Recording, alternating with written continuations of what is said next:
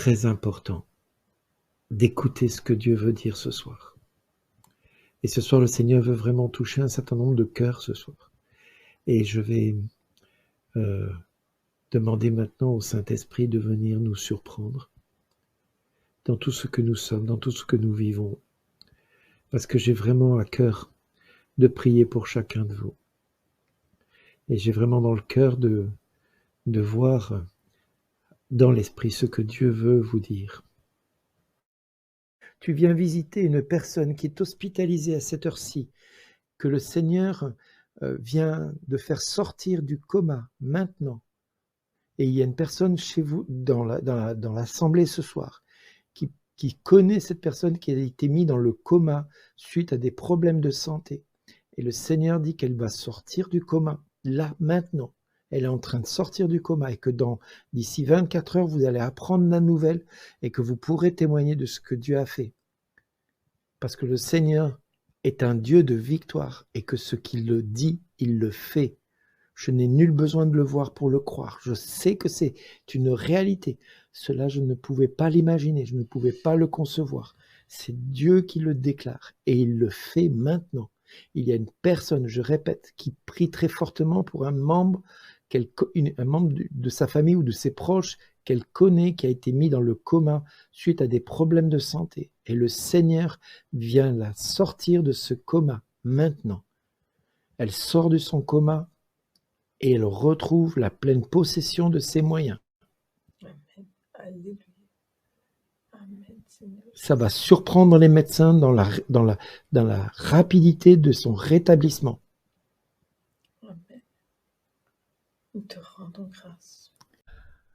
Avec le tabac, des personnes qui ne peuvent pas s'arrêter de fumer. Ça fait des années qu'ils aimeraient s'arrêter de fumer, qu'ils n'y arrivent pas.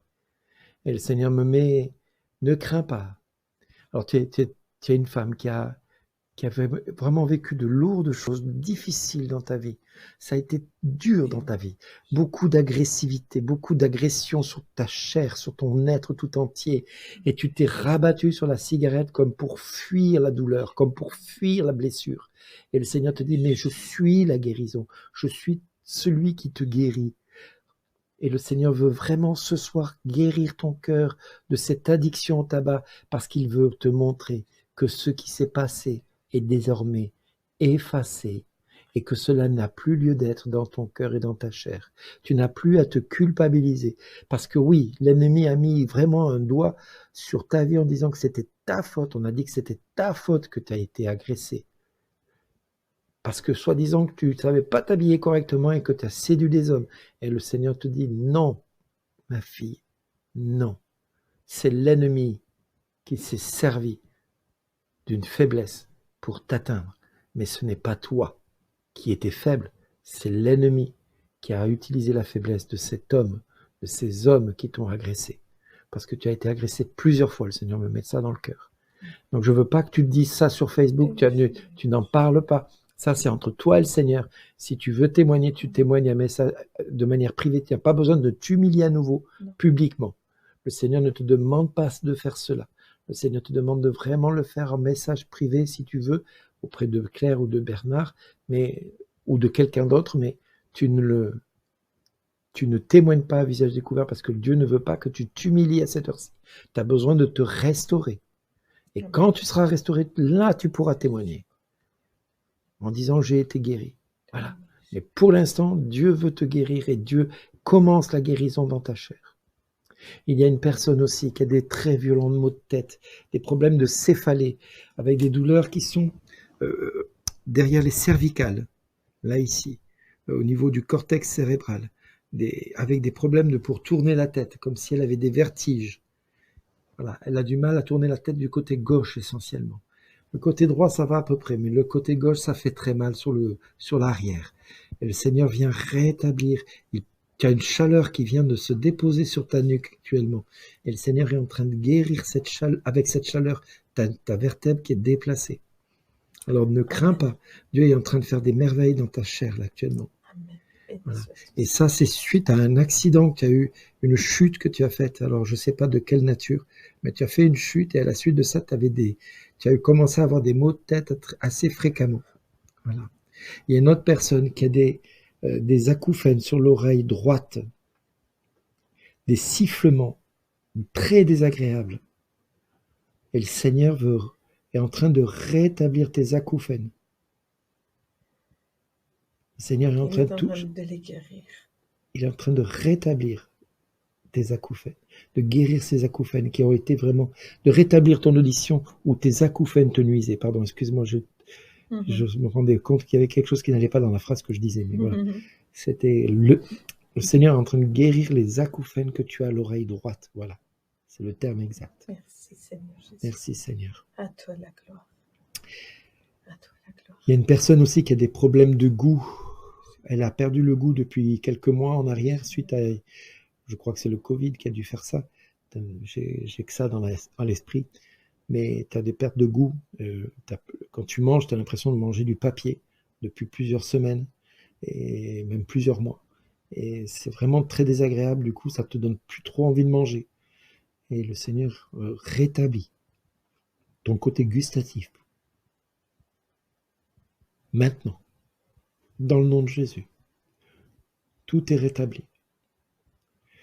Il y a des personnes aussi qui ont des problèmes de respiration. Ils ont du mal à respirer. Ils ont du mal vraiment à respirer. Comme si il y avait un énorme poids sur leur poitrine qui les empêche de respirer à plein poumon.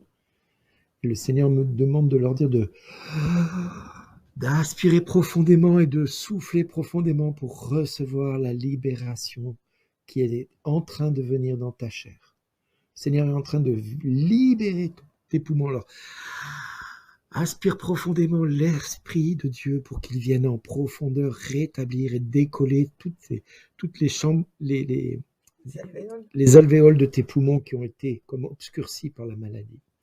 Il y a une personne aussi qui a eu des problèmes de myocardite dernièrement. Là, je pense aussi c'est suite à... Alors, je ne peux pas dire le vaccin parce que sinon on va se faire taper sur les doigts. Mais voilà, par des traitements. Et ces problèmes de myocardite ont vraiment posé des problèmes dans les jambes, et essentiellement sur la jambe droite et sur le bas de la jambe gauche. La jambe droite jusqu'en haut de la jambe et la jambe gauche jusqu'en hauteur du genou.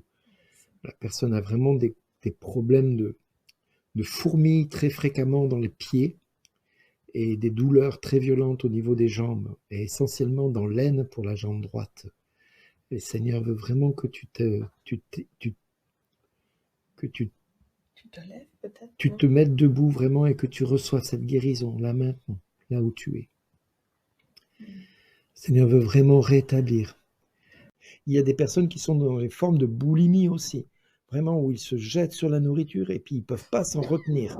Je pense à certaines personnes, mais là le Seigneur me montre vraiment quelques personnes qui ont 30 et 45 ans, qui ont des problèmes vraiment avec cette nourriture et qui vraiment difficile de faire face à cela. Alors ils vont manger des choses qui ne sont pas saines, qui ne sont pas équilibrées, et Dieu leur demande de mettre de l'ordre dans leur nourriture.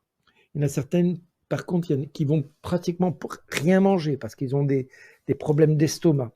Et le Seigneur me montre qu'il y a des personnes qui ont des problèmes d'estomac et qui n'arrivent pas à digérer la nourriture qu'ils prennent, et ça devient très lourd, très difficile, avec des genres de brûlures dans l'estomac. Et le Seigneur vient poser sa main sur vos estomacs de manière à calmer toutes ces brûlures de vos estomacs. D'accord ? Pour que vous puissiez manger. Pour que vous puissiez manger raisonnablement. Mais ne vous jetez pas.